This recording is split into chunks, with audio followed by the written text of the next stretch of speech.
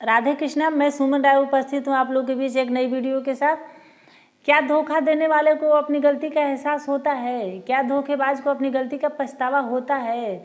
अगर होता है तो हमें कैसे पता चलेगा कि उसे अपनी गलती का एहसास हो रहा है कि नहीं हो रहा है? तो अगर आपके मन में भी ये सवाल है तो वीडियो में अंत तक बने रहिए। अगर आप चैनल पर पहली बार आए होंगे तो चैनल को सब्सक्राइब करके रख लीजिएगा, ताकि लाइफ से जुड़ी सारी समस्याओं का समाधान आपको बिल्कुल ही सीधे, सरल और शुद्ध हिंदी में मिल सके, ताकि आपको बहुत ज़्यादा दिमाग लगाना ना पड़े। क्योंकि यूट्यूब पर कोई आता है तो बहुत परेशान होकर के कोई समस्या का समाधान ढूंढता है, और यहाँ भी आपको दिमाग लगाना पड़े कि क्या कोई बोला, कैसे बोला, क्या। तो मेरी भाषा में एकदम सिंपल रखती हूँ, ताकि आप लोग को तुरंत लगे कि हाँ, आप किसी अपने से बात कर रहे हैं। तो चलिए वीडियो में आगे बढ़ते हैं। देखिए, धोखा देने वाले को हम 3 कैटेगरी में रखते हैं। पहली कैटेगरी तो कि अगर कोई हमें धोखा देता है और आके हमसे तुरंत थोड़ी देर के बाद तुरंत आके माफ़ी मांगता है, तो हम समझते हैं कि इसे अपनी गलती का एहसास हुआ है, तभी तो ये आके हमसे माफ़ी मांग रहा है, और हम उसे माफ़ भी कर देते हैं। और ये कुछ न कुछ हद तक सही भी है। लेकिन कुछ लोग ऐसे होते हैं कि वो धोखा तो किसी को दे देते हैं, लेकिन उनको बाद में अपनी गलती का एहसास होता है, उन्हें रियलाइज होता है, तो वो माफ़ी नहीं मांगते उस इंसान से, वो फिर उस इंसान को धोखा नहीं देते और अपने आप से ही प्रण कर लेते हैं कि नहीं, मैं फिर से धोखा नहीं दूंगा, मैं फिर से गलत काम नहीं करूँगा, और अपने आप को खुद ही बदल लेते हैं। तो भगवान इन दोनों की सज़ा थोड़ी कम कर देते हैं। जिसने माफ़ी मांगी उसकी भी, और जिसने माफ़ी नहीं मांगी उसकी भी, क्योंकि वो खुद से ही प्रण कर लिया कि वो आपको क्या, किसी और को भी धोखा नहीं देगा।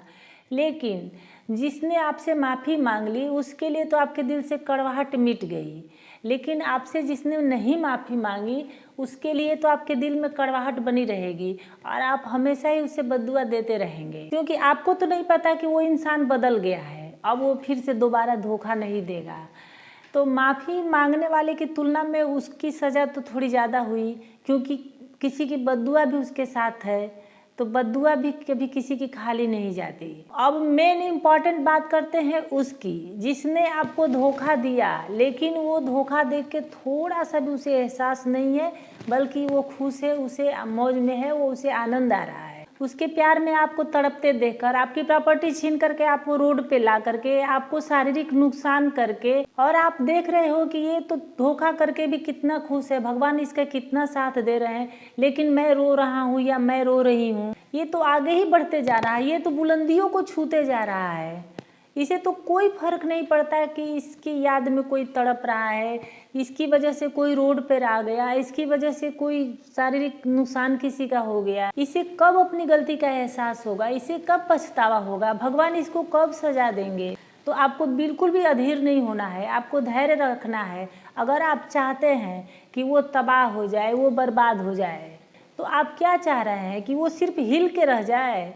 क्योंकि जितनी जल्दी उसे सज़ा मिलेगी उतना ही जल्दी अपने वो कर्म को सुधार लेगा और उसकी सज़ा कम हो जाएगी, और जितना देर से उसको एहसास होगा उतना ही ज़्यादा वो सज़ा का हकदार होगा, और वो बिल्कुल जड़ से उखड़ जाएगा। तो ऐसे लोगों को उनकी गलती का एहसास, उनके धोखे का एहसास तब होता है जब उन पे खुद पे बीतती है, जब उनका प्यार उनसे छीन जाता है, उनकी शोहरत उनसे छीन जाती है, उनकी प्रॉपर्टी उनसे छीन जाती है, या उनको कोई शारीरिक नुकसान हो जाता है, कोई शारीरिक विकृतियाँ आ जाती है, तब उनको एहसास होता है, तब वो पछताते हैं। तो फिर उसके बाद वो कभी दौड़ के आपके पास जाते हैं, कभी वो फिर भगवान के पास जाते हैं कि हे भगवान, मुझसे गलती हो गई, मुझे माफ़ कर दीजिए। चाहे आपके सामने आंसू गिराते हैं, आपके सामने गिड़गिड़ाते हैं, तो इंसान तो शायद आंसुओं से पिघल जाएगा, लेकिन भगवान के चाहे जितने भी प्यारे बंदे हों, लेकिन वो नहीं पिघलते। अगर वो पाप का भागी है